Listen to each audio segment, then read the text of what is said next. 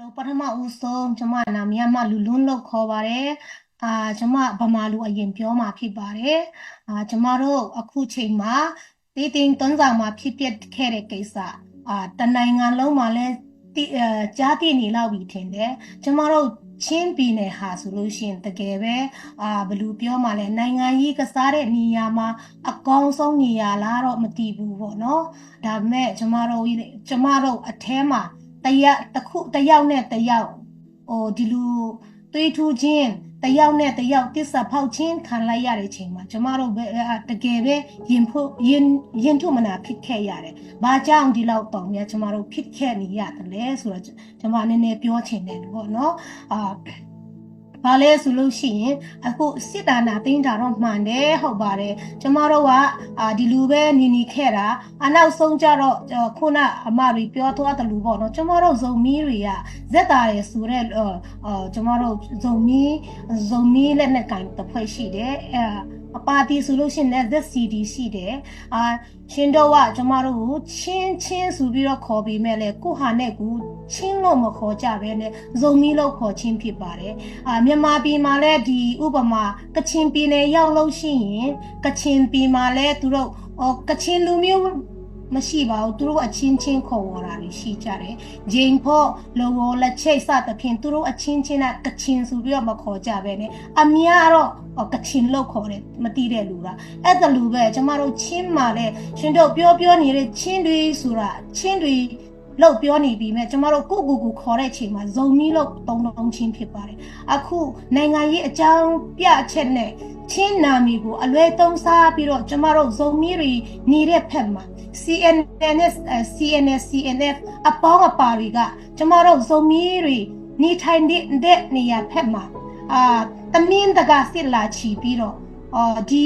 နိုင်ငံကြီးအရာကြလေလောက်ချင်တယ်အောက်စီးချင်တယ်နော်ကျမတို့နယ်မြေတွေကိုဒီလူမျိုးနဲ့မီးရီလာရှို့နေတဲ့အပေါ်မှာကျမတို့တကယ်ပဲရင်ထုမနာဖြစ်ခဲ့ရတယ်ဆိုတော့ကျမတို့ဒီဟာကိုကြည့်ချင်းအဖြစ်ကျမတို့အချင်းဘာလို့ဒီလောက်ထိပေါ့နော်ကျမတို့လုံမြင်ရတာလဲအသားထရကလောက်ကောင်းပြီကျမတို့ဘာလို့ဖြစ်နေချင်ကြတာလဲတစ္ဆာမဲ့တဲ့အောက်ချင်းရဲ့များဘာလို့ဖြစ်နေချင်ကြတာလဲဆိုတာကျမမိခွန်းထုတ်ချင်ပါတယ်ဥပမာကျမတို့တီးတိမ်သွန်းစာဖက်မှာစစ်ကူရဲဆိုပြီးတော့ကြိခါမှာဆိုလို့ရှိရင်စစ်သားမရှိတဲ့နေရာမှာလဲသွားပြီးတော့စစ်သွားတိုက်တယ်ပြန်လာတဲ့ဇုံတုံကဖွဲ့ပြီး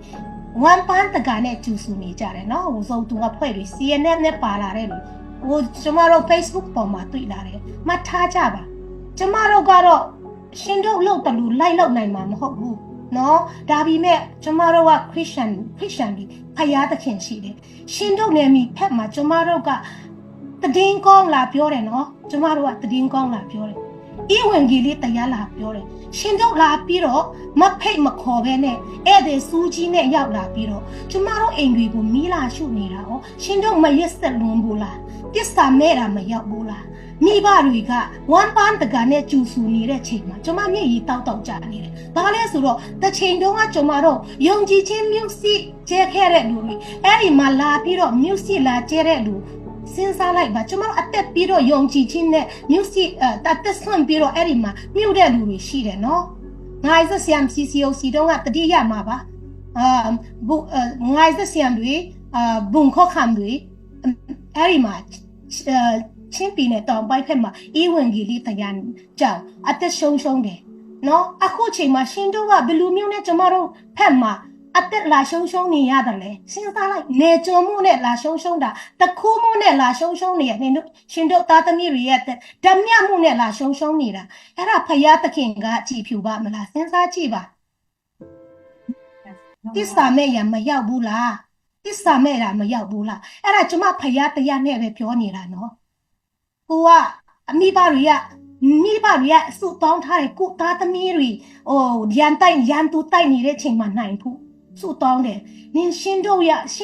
ရန်သူလို့ပြောနေတာတစ်ချိန်ကရှင်တို့သခင်ယေရှုကိုတီးဖို့ရတဲ့အတွက်တည်င်းကောင်းလာပါတဲ့လူတွေပဲဆိုတာရှင်တို့နှလုံးသားထဲမှာလုံးဝအတိစိတ်တရားအတိတရားမရှိကြဘူးလားလို့ကျွန်မမြည်ချင်တယ်ဒီထက်ကျမတို့ဒီထက် မေတ္တာကိုကျမတို့ဘယ်လိုပြနိုင်မှာလဲနော်စဉ်းစားလိုက်ပါအချင်းချင်းပဲနော်အချင်းချင်းပဲဘာလို့ကျမတို့ဇုံမီကိုဆွဲပြီးတော့တုံးတာလဲဆိုလို့ရှိရင်ကျမပြောမယ်ကျမတို့ကိုဟာနဲ့ကိုအစားတော့ကဇုံမီလို့လည်းမခေါ်ကြပါဘူးနော်ရှင်တို့ပဲထန်တလန်တို့ဖက်ကနေပဲဦးဆောင်ပြီးတော့ငါတို့တွေအကုန်လုံးချင်းပြည်နယ်မှာတစ်ခုလုံးမှာပေါ့နော်ဘုံစကားတွေကဇုံနေရာတိုင်းမှာရှိတယ်ဇုံကကျမတို့ရဲ့စကားဖြစ်နေတဲ့အတွက်ကြောင့်ဇုံမီးဆိုတာလူဇုံမီးဆိုတဲ့ဟာနဲ့ကျမတို့အကုန်လုံး organize လုပ်ပြီးတော့ကျမတို့နာမည်ကလူမျိုးဖြစ်တယ်ဆိုပြီးတော့ဖယားသခင်ရှိမှာဇုံမီးလူမျိုးဆိုပြီးတော့အတူတကွနဲ့ပြောပြောဆွန်းဆွန်းနဲ့ကျမတို့ဖယားရှိမှာအနှံထားတဲ့ဒီဇုံမီးလူမျိုးကျမတို့ဆုံးရှောက်တယ်ဖယားသခင်ရှိမှာကျမတို့တစ္ဆာရှိရှိနဲ့ရှုံးတယ်အခုချိန်မှာရှင်တို့ကနိုင်ငံရေးအမျက်ထုတ်လူတဲ့စိတ်နဲ့ချင်းဆိုပြီးတော့ကျမတို့ဖယားသခင်ရှိမှာတစ္ဆာရှိရှိနဲ့နေတဲ့လူတွေဖက်မှာလာပြီးတော့လာတတ်နေကြတာနော်ဓမြတွေလာတတ်နေကြတာရှင်တို့ကတစ္ဆာမမဲ့ဘူးလားတစ္ဆာမမဲ့ဘူးလားကိုယုံကြည်သူအချင်းချင်းကြားထဲမှာဒီလူမျိုးလုံနေရသလား CCOC ခက်တုံးကအစတုံးကဇုံမီနဲ့ချင်းအတင်းတော်ဆိုတာဖလမ်မှာရှိတယ်ဖလမ်တို့ရဲ့ဇုံမီဆိုတဲ့အတန်ကိုကြားတာနဲ့ရှင်တို့ရဲ့ရန်သူမဟုတ်ခဲ့ပါဘူးအရင်တုန်းကလည်းရှင်တို့လည်းဇုံမီပါပဲခန်တလာဇုံမီဆိုတာရှင်တို့နဲ့မကင်းပါဘူးဇုံမီဆိုတာရှင်တို့ပြောလို့ကျမတို့ဇုံမီဖြစ်တာဇုံတုံတွေရှင်တို့ကဇုံလီဘာလို့ဇုံမီတွေကိုဒီလောက်မုန်းနေရတာလဲချင်းတုံလို့ပြောလိုက်စမ်းချင်းတုံလို့ပြောကြလေဇုံဆိုတာကျမတို့ချင်းတွေအတူတကွရှိခဲ့တဲ့စကလုံးနော်အဲ့ဒါကြောင့်ဇုံမင်းဆိုတာကျမတို့တွေမဟုတ်ဘူးချင်းလန်းကောင်စီကသဘောထားထုတ်ပြန်တယ်ဇုံမီးတွေအကုန်လုံးဝမရှိစီရဘူးချင်းလန်းမှာချင်းလူမျိုးပဲရှိရမယ်ဇုံမီးတွေမရှိစီရဘူး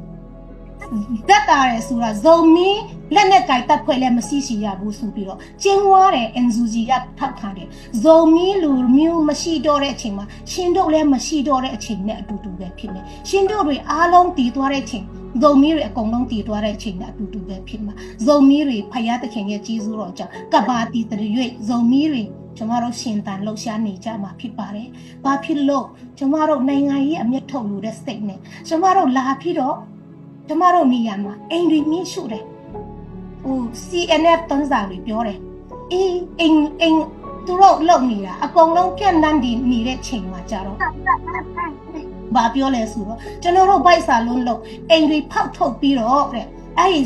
ချူရီတွေစားနေတာတော့နားလည်ပြီးသင့်ပါတယ်โอเคနင်တို့စားလွန်းအားကြီးလို့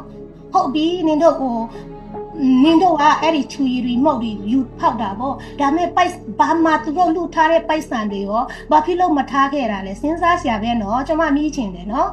ပြီးလို့ရှိရင်လေလုံးဝလူနီအိမ်မှာလူလုံးဝမရှိတဲ့အိမ်တွေကိုဘာလို့ရွေးပြီးတော့အမုန်းတရားကိုအခြေခံပြီးတော့အိမ်တွေကိုမိရှုနေရတာလဲ CNF တွန်းစားနော်ရန်သူနဲ့ပေါင်းပြီးတော့ကိုအချင်းချင်းအသားထဲကလောက်ကောင်မလို့ကျင်စမ်းကြပါနဲ့နော်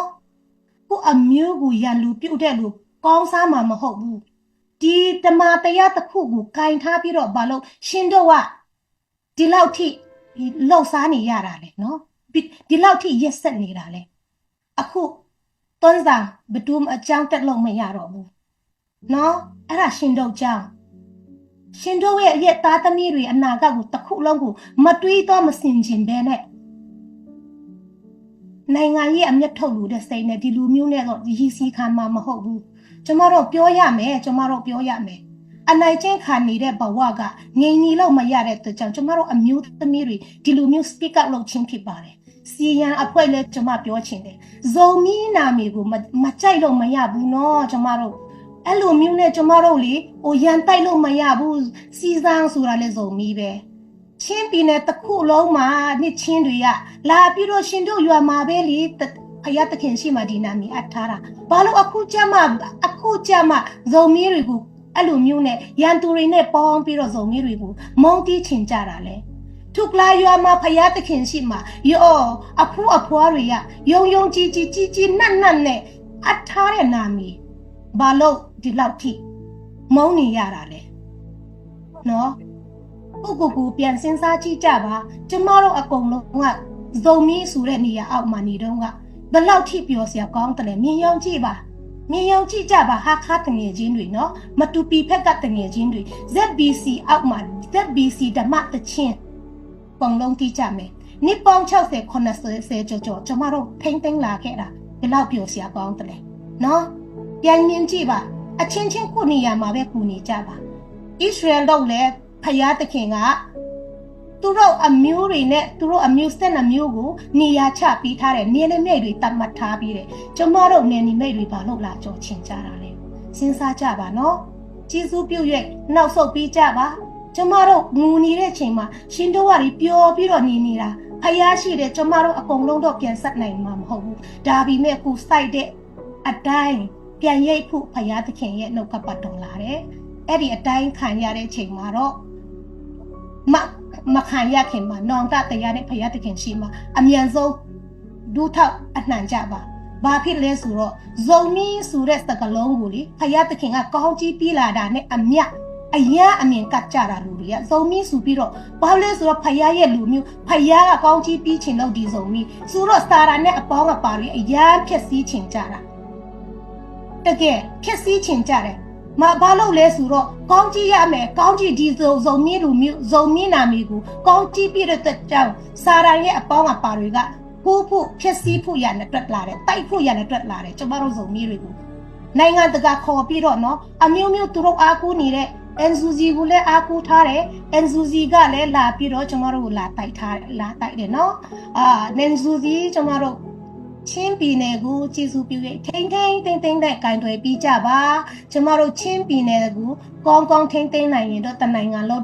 တော့ထိမ့်နိုင်မယ်ထင်တယ်ဘာဖြစ်လဲဆိုတော့ကျမတို့ချင်းမှာကိုနေရာကိုဒီတာမှာကိုကအုပ်ချုပ်ပိုင်ခွင့်ရှိရမှာဖြစ်ပါတယ်ကျမတို့မျိုးလင်းတောင်းတနေတဲ့ဒီမိုကရေစီဆိုတာဒါမျိုးမဟုတ်ဘူးလားကိုနေရာကိုဒီတာမှာကိုကလွတ်မြောက်ကောင်းမွန်စွာစီရင်ပိုင်ခွင့်မရှိဘူးဆိုလို့ရှိရင်စကားစားနဲ့အန်ဇူဇီယာဘာများထူးမလဲကျမမိခွန်းထုတ်ချင်တယ်ဒီလူမျိုးကိုရဲ့ဘောင်အတွင်းမှာမတွတ်နိုင်တဲ့လူတွေကိုကိုဒီလူမျိုးနဲ့မောင်းထုတ်နေရတဲ့ဒီလူမျိုးနဲ့တိုက်နေရသလားကျမမိချင်တယ်နော်ကျမတို့ဇုံမီတွေကကိုမျိုးရွာမှာနေတယ်တခုဓမြတွေကိုတွန်းလှန်ဖို့ပဲရှိတယ်ကျမတို့ကိုလူမျိုးကိုကာကွယ်တယ်ဘယ်သူမှမတိုက်ဘူး NGO နဲ့အဆက်အသွယ်ကောင်းမရှိတလို့စကားစနဲ့အဆက်တွေကောင်းမရှိကိုဇုံဒီဇက်တာတွေကကိုလူမျိုးလုံးခြုံဖို့ပဲအဓိကလေဆိုတော့ NGO ရဲ့လက်အောက်မှာလည်းကျမတို့ဖြစ်ချင်ဖြစ်မယ်စကားစရဲ့လက်အောက်မှာဖြစ်ချင်ဖြစ်မယ်ဒါပေမဲ့ကိုကအကောင်းဆုံးအစိုးရဖြစ်ချင်တဲ့လူဖြစ်ရင်ကျမတို့ဇုံမီရီတာမှာလွတ်လပ်စွာကျမတို့ဇုံမီတွေတွာလာလှုပ်ရှားခွင့်ပေးဖို့ရတဲ့အတွက်အစိုးရကောင်းတရားအနေနဲ့စဉ်းစားပြီးစီချင်ပါတယ်